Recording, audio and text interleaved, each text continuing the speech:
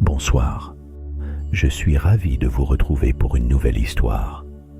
Avant de commencer, un grand merci à vous d'être là et de prendre le temps d'écouter mes récits. Si ma voix vous aide à vous endormir, pensez à vous abonner et à liker la vidéo. C'est un petit geste qui soutient mon travail et m'encourage à vous offrir encore plus d'histoires. Ce soir, avez-vous déjà imaginé ce qui se passerait si le soleil des îles venait réchauffer la glace d'un pôle lointain? Laissez-vous transporter dans une histoire apaisante, pleine de contrastes et de fantaisie, où la chaleur insouciante rencontre le froid polaire et où l'amitié s'invente de nouveaux rituels sous la neige. Installez-vous confortablement et ouvrez votre esprit à la douceur inattendue d'un lieu extrême. Bonne écoute et douce nuit.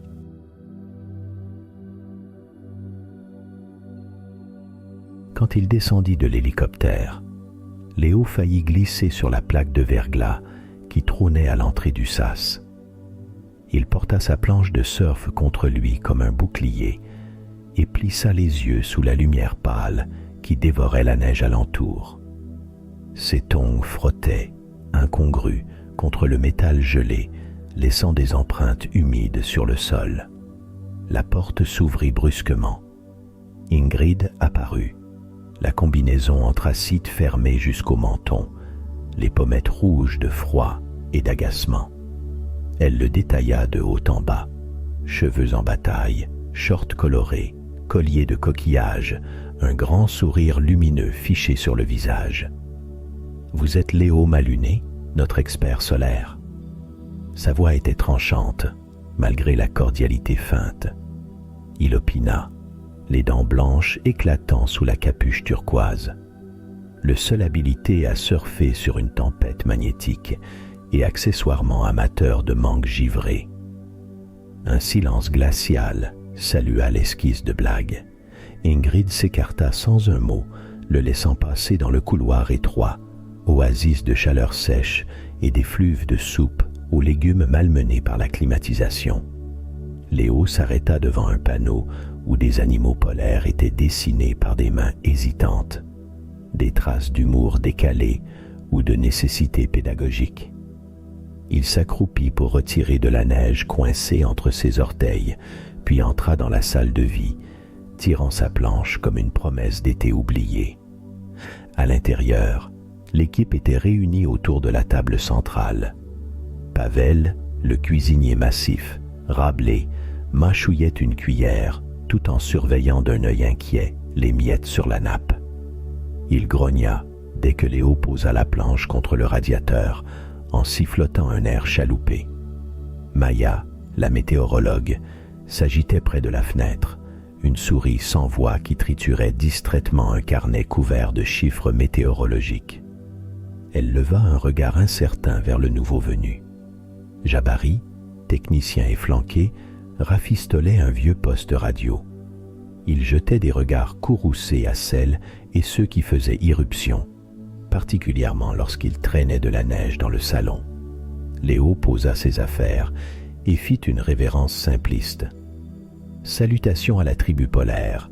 J'apporte le soleil, la vitamine D, et de quoi improviser un tournoi de beach volley, si jamais. » Pavel eut un soupir désabusé. « T'as pas de bottes? On cuisine des phosphènes à midi si tu te gèles les orteils. » Ingrid lui lança un regard appuyé, entre l'avertissement à voix basse et la résignation face au cyclone tropical qu'elle venait d'installer dans sa routine d'expérimentation glacée. « On s'installera après. D'abord, tu assistes au briefing météorologique et tu réponds à mon questionnaire sur la fiabilité de ton matériel solaire à moins 30 degrés. » Maya écoutait, les joues roses, fascinée par les bracelets bigarrés de Léo et la façon dont il prenait la lumière, comme s'il avait emporté la douceur océane avec lui. Il lui adressa un clin d'œil complice et passa tout près, laissant derrière lui un sillage fruité. « Ça sent quoi ?» murmura Jabari, reniflant l'air d'un ton mi-amusé, mi-accusateur. « Papaye, » répondit Léo en riant. « Un peu de chaleur dans cette neige, ça fait du bien, non ?» Pavel fit mine de retourner à sa soupe, mais on lisait la curiosité sur ses sourcils froncés. Quant à Ingrid, elle griffonnait déjà sur son calepin, les yeux mi-clos, oscillant entre incrédulité et irritation. Léo souleva sa planche, la cala dans un coin, puis s'étira, prêt à affronter la station tout entière, comme s'il plongeait dans une vague nouvelle. Dès le deuxième matin, un parfum de mangue nappait la salle commune. Léo, tongs aux pieds, shaker en main, jonglait entre bananes gelées et ananas en conserve. Il proposait ses cocktails solaires à quiconque croisait son chemin, ponctuant chaque service par un roulement de hanche à la façon d'un DJ des îles. Pavel, d'abord méfiant, cédait peu à peu, humant les effluves d'agrumes et goûtant à mots couverts les mélanges étonnamment suaves. « Sérieusement, tu comptes mettre de l'ananas dans ma soupe ?» lançait Pavel, pas encore tout à fait converti mais déjà tenté. Léo riait, tendant au cuisinier un gobelet recouvert d'un parasol en papier. « Goûte, tu ne regretteras pas. » Pavel se laissait convaincre, avalait une gorgée, puis repartait en cuisine, contemplatif. Même son tablier, jadis immaculé, affichait désormais une éclaboussure orangée, souvenir d'un smoothie ouragan improvisé la veille. Ingrid, elle, bataillait contre les ondes reggae, s'échappant inexplicablement du salon toutes les heures. Léo avait branché sa playlist sur le circuit auxiliaire du vieux poste. Les basses chaloupées envahissaient les couloirs, percutant les horaires rigides et les to-do list méticuleuses d'Ingrid. Elle tentait d'imposer le silence à coups de consignes. Il faut absolument entendre le talkie pendant les relevés, ce n'est pas négociable. Mais Léo, espiègle, promettait d'ajuster la playlist selon les horaires critiques et lançait, sans malice: « Le reggae, ça nourrit l'âme, tu verras. » Maya, habituellement d'une concentration irréprochable, se laissait distraire, la tête oscillant en rythme alors qu'elle notait les rafales de vent sur son carnet. Un jour, Ingrid la surprit assise sur le rebord du radiateur, les yeux fermés, le sourire suspendu à un refrain, les relevés météo toujours incomplets. Personne ne la gronda vraiment. Il y avait dans l'air une contagion douce, un relâchement tranquille. Peu à peu, les couloirs devinrent un parcours d'obstacles. Des tongs abandonnés aux endroits les plus improbables joignaient leurs notes décontractées au mobilier strict de la station. Des traces de cocktails glacés parsemaient la nappe. Même les crayons de Maya se mettaient à sentir le citron rescapé d'une blague de Léo. Un soir, alors que le crépuscule se diluait dans une lumière bleutée, on entendit des claquements humides sur le sas d'entrée. Jabari, curieux, souleva la trappe et découvrit, incrédule, 3 phoques à l'allure débonnaire, glissant pêle-mêle sur l'escalier de service, apparemment attirés par la musique et les effluves sucrés. Ingrid, d'abord sidérée, tenta de les repousser à l'aide d'un balai, mais les animaux déjouaient ses efforts, déterminés à explorer ce nouvel Eldorado sensoriel. Pavel, penché sur son smoothie, observa la scène avec la gravité d'un juge. Les phoques, eux au moins, savent reconnaître où est la vraie fête. La bousculade devint générale. D'un côté, Ingrid s'efforçait de garder l'ordre. De l'autre, Léo improvisait un concours d'imitation de dauphin, gagnant le soutien sans réserve de Maya, Hilar et d'un Pavel enfin conquis, qui suggéra d'ajouter un peu de gingembre à la prochaine tournée pour les invités à nageoire. Dès l'aube, Léo martelait la glace non pas pour des prélèvements, mais pour fixer les piquets de son invention du jour. Un coin plage, rien de moins. Il déroula une bâche turquoise entre 2 hummocks, planta fièrement un parasol orné d'hibiscus roses et installa un vieux transat hérité de la salle de stockage, dont il épousseta la toile avec énergie. 2 grandes serviettes bariolées, l'une orange vif, l'autre verte à rayures blanches, flottaient comme des drapeaux improbables sur cette banquise déserte. À la vue de ce théâtre exotique, les premiers phoques surent reconnaître leur chance. Ils s'échouèrent, ventrus et joyeux, sur les serviettes en poussant des grognements satisfaits, si bien que Léo dut leur céder sa place au soleil blafard. Un phoque téméraire glissa sur le transat, manquant de le renverser. Un autre lorgnait déjà le seau à glaçons, transformé pour l'occasion en bac à poissons imaginaires. Maya, emmitouflée d'un bonnet bleu, s'arrêta net quand elle découvrit l'oasis. Elle laissa sa tablette météo choir de stupeur, vit le phoque dodu rouler dans la neige et paradoxalement éclata de rire. Léo lui tendit une paire de lunettes de soleil et un mot doux. Ici, c'est l'été polaire. Plus loin, Jabari s'acharnait sur le générateur récalcitrant. Les oscillations de la plage improvisée désorientèrent sa concentration. Un ballon de plage dériva sous ses pieds, et vexé, il beugla à l'équipe. « Ce n'est pas un club de vacances, j'ai besoin de silence. » L'ambiance, pourtant, n'était pas à la discipline. Ingrid arriva, tablette en main, prête à recadrer. Elle buta sur le tapis d'empreintes poisseuses menant au coin plage, observa le tableau. Léo, lunettes fluo sur le nez, Maya trinquant à la limonade glacée, et ses phoques s'étalant comme de vieux habitués d'un spa. Elle retint un sourire, fit mine de lever les yeux au ciel, puis, à voix basse, marmonna. « Il va vraiment falloir instaurer des règles pour éviter les festivals sous la latitude 80. » Pavel, toujours prompt à se moquer, s'approcha, choisit la serviette libre et s'allongea à son tour, faussement blasé.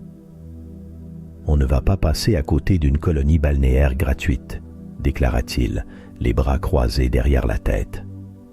La banquise se transforma alors, pour 1 heure, en club tropical décalé, occupé par une tribu hétéroclite et hilare, scientifiques, phoques et même quelques mouettes venues profiter de la nouveauté. Dans ce décor insensé, l'air se chargea d'un parfum de lâcher-prise.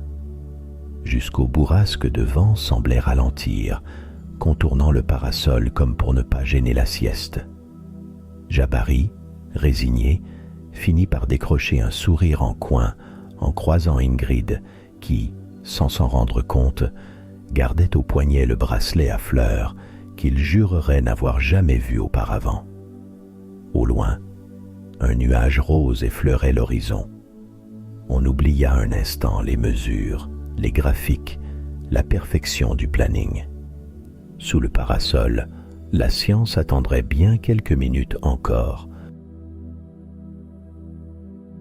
La veille, Ingrid avait observé l'effet Léo se propager sur l'équipe comme la liqueur d'un fruit trop mûr. Délicieux, mais à petite dose. Après l'épisode du bar de plage, sur banquise, le besoin d'un plan d'action se fit sentir. Sans attendre, elle convoqua une réunion, bouteille thermos fumante sous le bras et crayon coincé dans le chignon. Pavel débarqua le premier, mains encore pleines de miettes, essuyant d'un revers de manche l'auréole d'un smoothie oublié sur sa veste. Maya suivit, traînant la patte, les cernes accentuées par une nuit interrompue par les chants de Léo et un phoque fanatique du ukulélé. Jabari, quant à lui, claqua la porte sans ménagement, soufflant à mi-voix. On discute ou on invente un sport polaire encore plus absurde. Ingrid, désignant son écran, entama sans détour. On adore tous Léo, mais son énergie. Voilà, il faut canaliser avant que les phoques ne réclament un jacuzzi en salle de conférence. Pavel hocha vigoureusement la tête, encore sonné par la conjonction improbable du sable imaginaire et de la neige fondue. Ingrid reprit. « Je propose de lui confier une mission extérieure. Un relais, à 10 km au sud-ouest, a besoin qu'on récupère des appareils de mesure. Rien d'extraordinaire. mais il profitera du décor, et nous, d'un peu de calme. 10 kilomètres en tongs, il va inventer la motoneige tropicale, Mogrea Jabari. Maya esquissa un sourire timide. Je suis sûr qu'il sera ravi. Ça le changera de jongler avec des noix de coco virtuelles. Les regards convergèrent dans un élan de soulagement prudent. Sur ces entrefaites, Léo jaillit dans l'encadrement de la porte, secouant la neige de ses tongs comme on chasse la poussière d'un tapis coloré. On parle de projet? J'ai une idée pour des igloos transparents avec éclairage disco. Ingrid l'arrêta d'un geste patiemment autoritaire. Justement, on te confie la mission de notre sauveur polaire. La cabane sud-ouest t'attend. Faut ramener les boîtiers météo. On te fait confiance. Les yeux de Léo pétillèrent, comme s'il venait de découvrir une crique secrète. Génial. Je prends ma planche? Ah non, motoneige, ça me va aussi. C'est tout exactement. Pavel ajouta d'un ton faussement blasé. Là-bas, les phoques t'attendent sûrement pour jouer. Mais n'oublie pas, les glaçons sont à manger, pas à mettre dans le punch.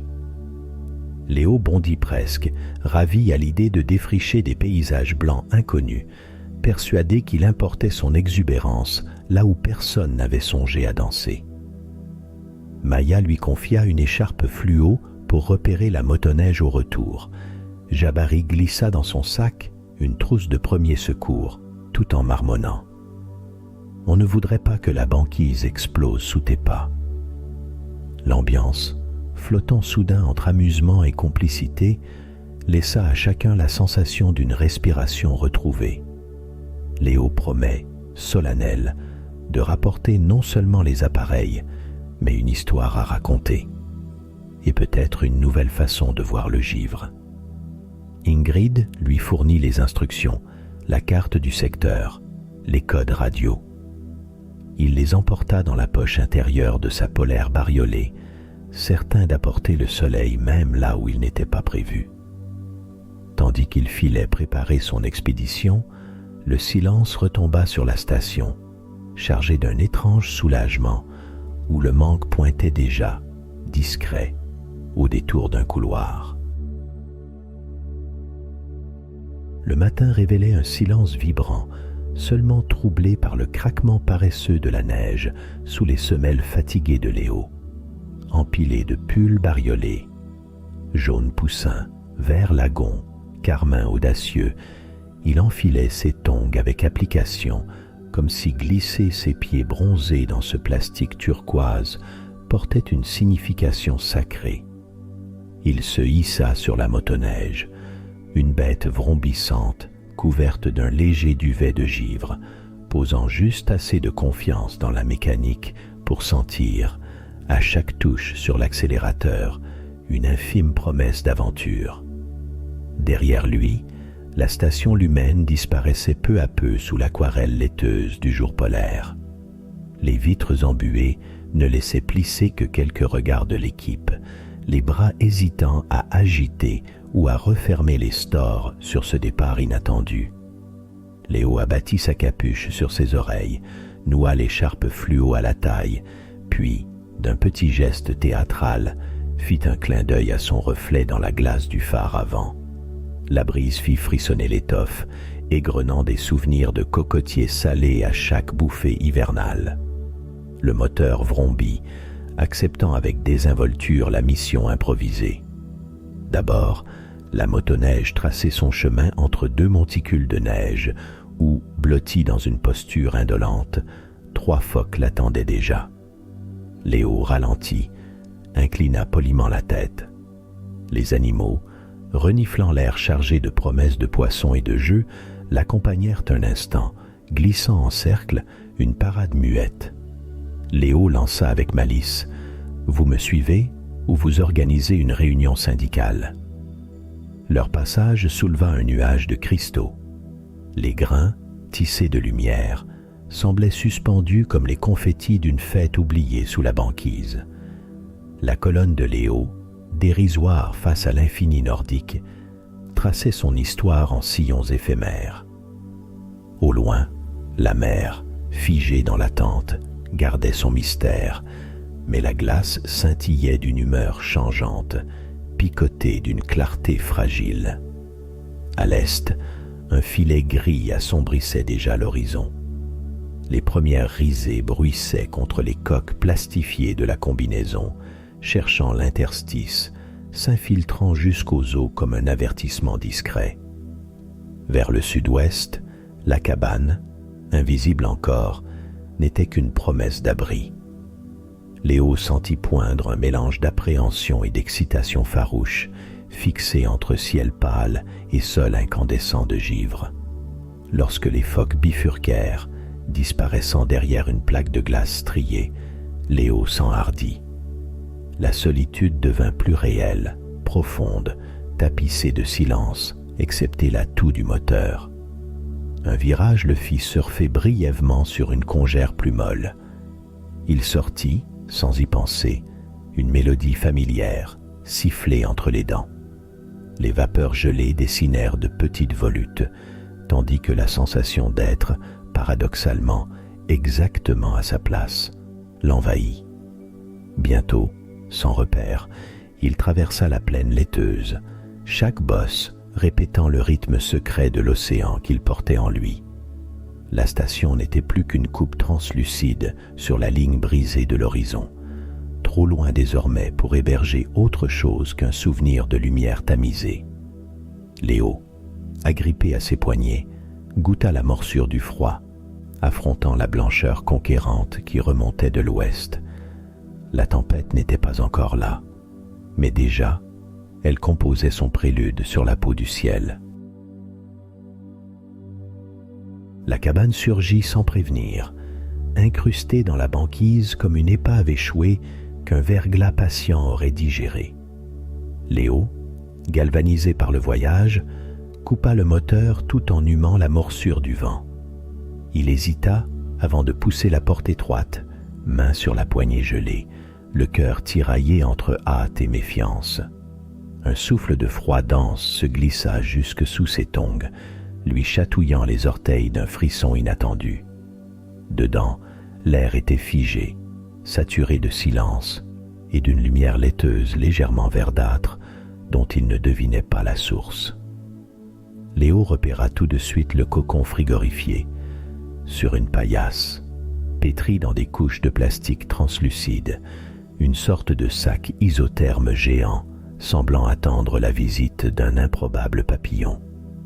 Intrigué, il frôla la matière du bout des doigts. Elle respirait quelque chose de rassurant, une promesse de chaleur miroitant sous la surface.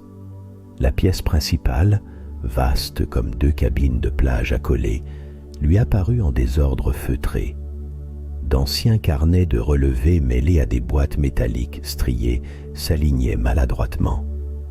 Une odeur familière flottait, mélange d'humidité et d'électronique vieillissant. Léo, méthodique, entreprit d'empiler les appareils à récupérer. Capteur à infrarouge, balise météo, un transmetteur brinque-ballant.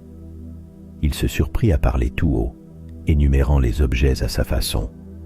1, 2, machine à rêve, 3, faux soleil portatif. Une brise inquiète secoua soudain les vitres bosselées. La neige, amassée en gerbes pâles contre la façade, grattait le bois dans une rythmique obstinée. Léo sentit, sous ses pulls bariolés, le souffle du dehors se renforcer. Il cala le dernier boîtier sur la table, sortit la radio portative glissée dans son sac et orienta l'antenne d'un geste sûr. « Ingrid, tu me reçois ? Ingrid ? Je suis bien arrivé. T'aurais dû voir ces phoques, on aurait dit la parade des plages du Nouvel An. Ingrid ? Nulle réponse, si ce n'est un souffle indistinct, échappé du fil de l'éther. Il régla la fréquence, changea la modulation, tapota l'appareil. Toujours ce grésillement obstiné, zébré d'éclats d'interférence, pareil à des vagues qui ne voulaient pas retomber. Seul le vent lui fit écho. Il s'approcha de la petite baie vitrée. L'air semblait vibrer dehors. La tempête n'était plus un tableau lointain, mais une masse mobile, remuant la neige en nuées épaisses qui masquaient le paysage. Les piquets balisant le sentier s'étaient estompés dans le blanc. Léo contempla la houle glacée. Revenir maintenant lui aurait coûté trop cher. La visibilité réduite transformait le moindre pas en épreuve d'équilibriste. Il se força à sourire. Il fit le tour du minuscule local, vérifia les fixations, ferma les loquets, installa ses sacs près de la paillasse.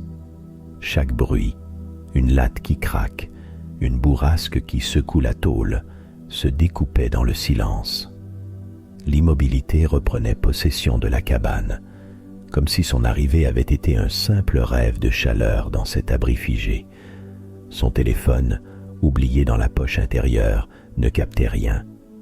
Il appuya dessus, pour la forme, espérant le bip d'une notification ou l'affichage d'un message venu du monde vivant. Rien, sinon un fond d'écran saturé de bleu. Léo s'accroupit, contempla la pile d'appareils prêts à repartir. Il fit mine de tirer un transat invisible sur le sol glacé, murmura « Coin du chill, ouverture immédiate » et lâcha un rire discret qui se perdit dans l'épaisseur du cocon. Autour, la tempête ciselait désormais chaque recoin, assiégeant la cabane d'un tournoiement obstiné.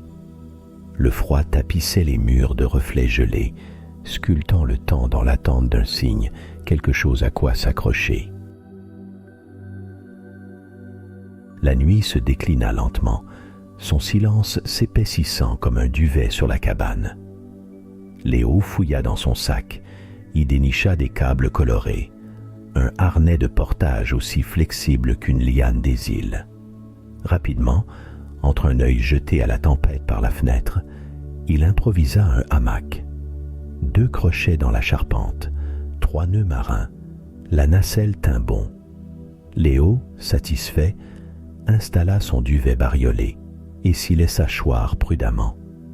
Il sortit les écouteurs glissés dans la doublure de son bonnet. Une playlist préparée pour les fins de soirée de ses plages natales démarra. Percussions liquides, voix souple, nappes de synthé qui effleuraient l'oreille. Mais très vite, il constata que la musique, ici, n'emplissait pas le vide comme là-bas. Le ressac avait disparu, effacé par la morsure du vent, remplacé par une houle plus sourde, plus vaste. Son corps semblait chercher instinctivement ce balancement familier, comme si le plancher sous lui aurait dû tanguer. Léo ôta un écouteur, suspendant la mélodie. Il prêta attention au murmure de la glace, à la ponctuation du froid.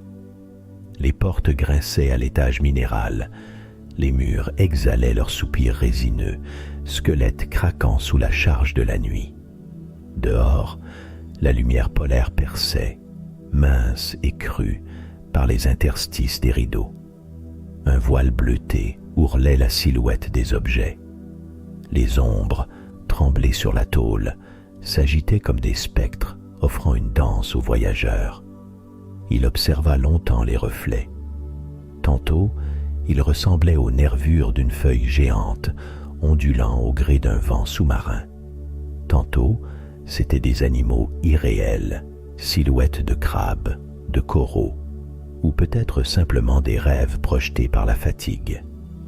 Parfois, la lumière devenait la promesse d'une aube incertaine, accrochée à la blancheur, et Léo se sentait comme un enfant veillant la venue de l'inattendu. Il ne tenta pas vraiment de dormir. À la place, il répéta ses petits rituels, ceux que le mouvement du monde avait ancrés dans sa chair.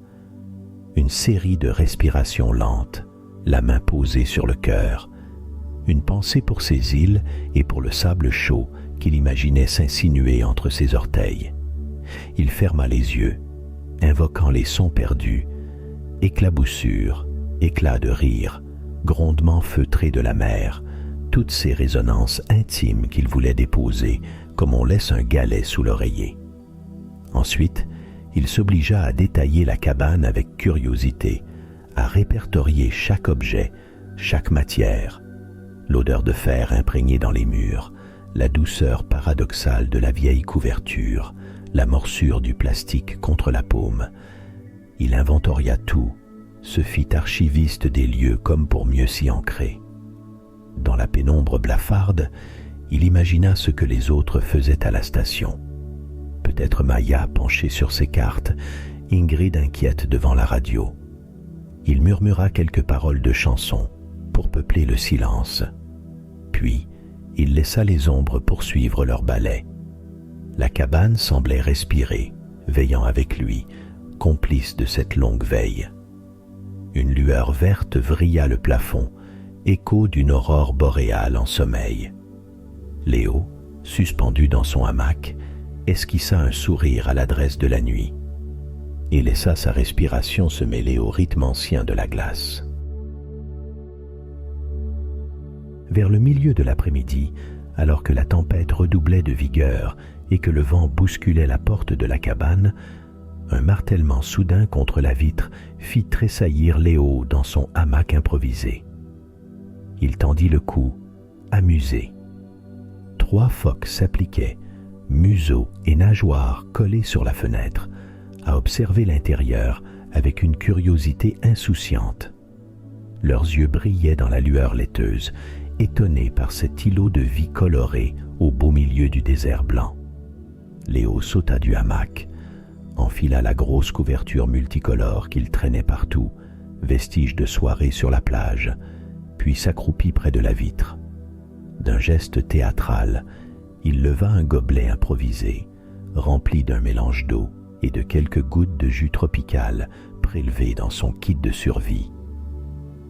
Il fit mine de trinquer contre le carreau, sourire grand comme l'horizon. « Apéro polaire, mes camarades. Vous prendrez un glaçon ?» déclara-t-il à voix haute, se moquant bien du fait que les invités étaient plus enclins à avaler du harengue qu'à partager une boisson. Du bout des doigts, il recueillit un peu de givre sur la fenêtre, le fit glisser dans son verre. Les phoques, intrigués, redoublèrent de tambourinage, persuadés peut-être que de l'autre côté du monde, on célébrait enfin une fête digne de ce nom. Léo entreprit alors de transformer la cabine en salle de carnaval.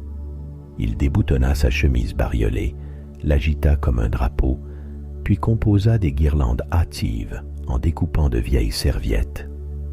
Le tout fut accroché tant bien que mal à une étagère, créant des ombres chatoyantes sur le bois veiné, tandis que d'épaisses volutes de vapeur s'élevaient de sa tasse chaude, servant d'effets spéciaux à peu de frais.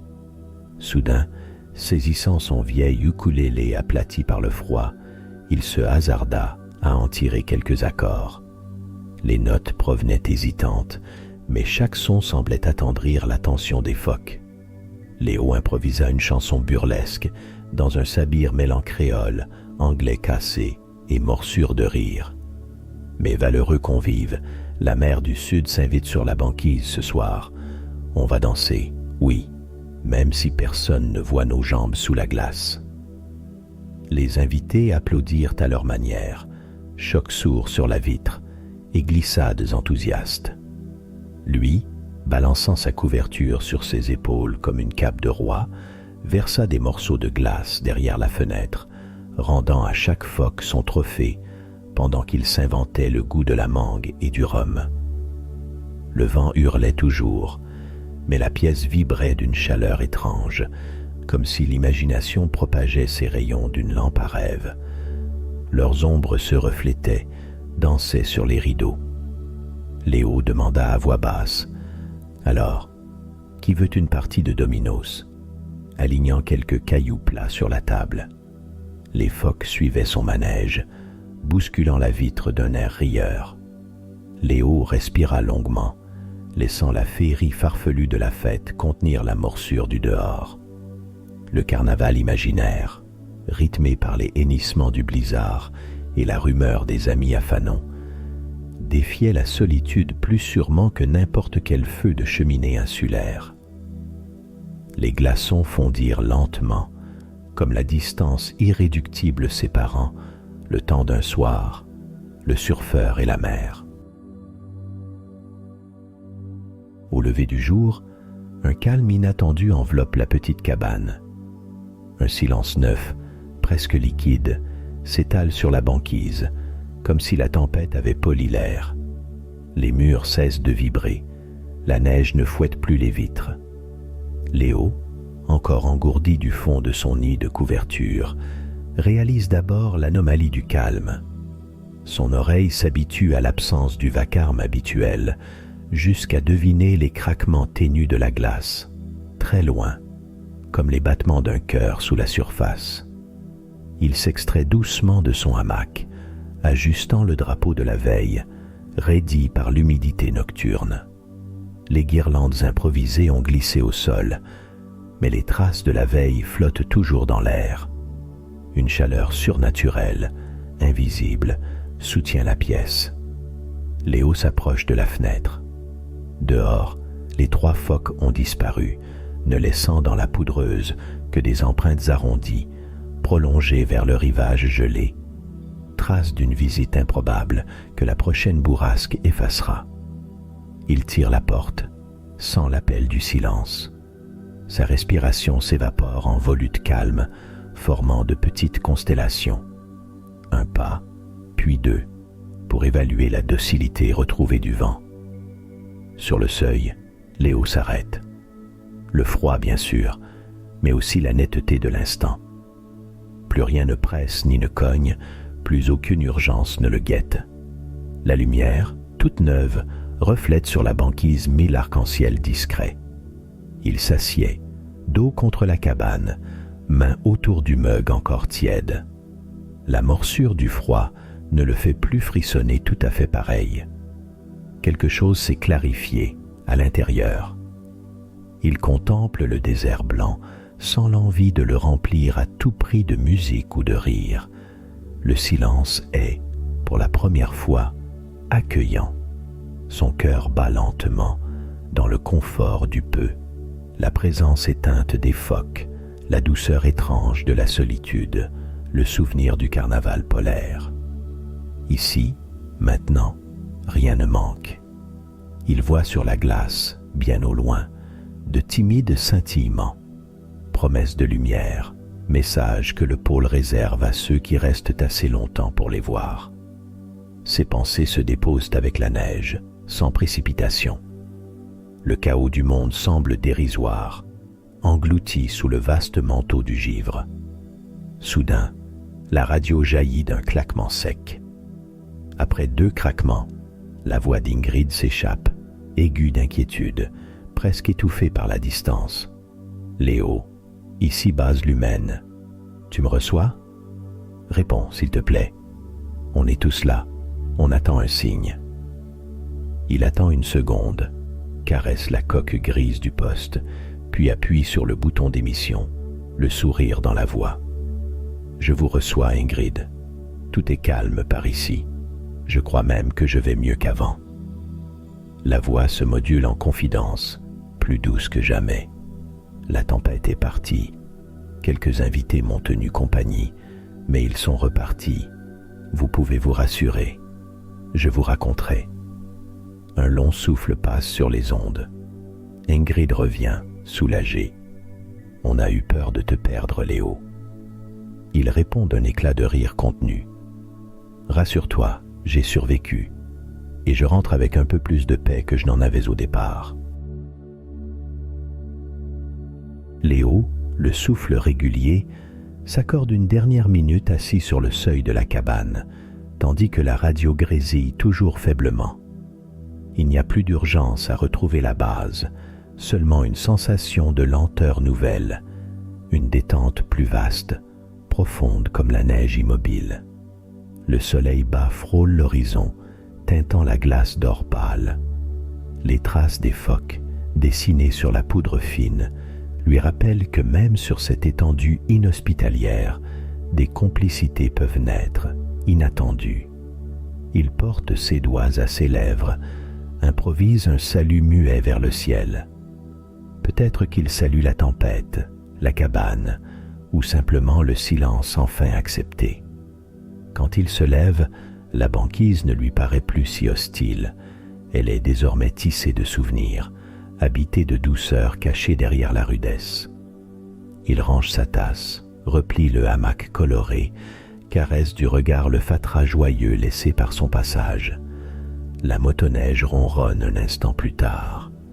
La neige soulève un mince nuage sous les skis, mais Léo roule à une allure nouvelle, sans hâte. Il sent le contact fidèle de ses tongs, glisser au fond d'une botte, souvenir de son chemin personnel. La route vers l'humaine ne lui semble plus une fuite, mais un retour apaisé. Tout au long du trajet, le vent caresse désormais ses joues comme un murmure complice. Léo fredonne, mais n'impose aucune mélodie au monde blanc. Il accueille la respiration du givre, écoute la partition du silence, enfin comprise. Sur l'horizon, la station réapparaît, minuscule, entre deux langues de brume. À son approche, Léo distingue la silhouette d'Ingrid sur le pas de la porte, le manteau serré, les yeux plissés. Les autres membres de l'équipe émergent à leur tour, vaguement mal réveillés, tous assemblés par l'attente d'un retour, mais empêchés par la pudeur de l'afficher franchement. Léo coupe le moteur, se laisse quelques secondes dans la quiétude feutrée, avant de descendre et de poser enfin le pied sur la neige durcie. « Tu nous as privés de sommeil, tu le sais, hein ?» souffle Ingrid, avec un sourire dont seule une aube claire ose le secret. Léo écarte les bras, le geste large, presque cérémonial. « Je crois que c'est la banquise qui m'a réveillé. » Il s'avance, recevant sans mots la chaleur offerte par ses compagnons. On décharge la motoneige, on plaisante, on échange des tapes timides, et chacun sème un rire discret, comme on allume une lumière dans une maison froide. La radio craque encore de temps à autre, porteuse de longues résonances venues du ciel nocturne, mais leur monde paraît désormais un peu moins clos. Tandis que la nuit regagne lentement la toundra, Léo s'accorde un dernier instant à contempler la station, éclairée de l'intérieur d'une faible mais tenace lueur humaine.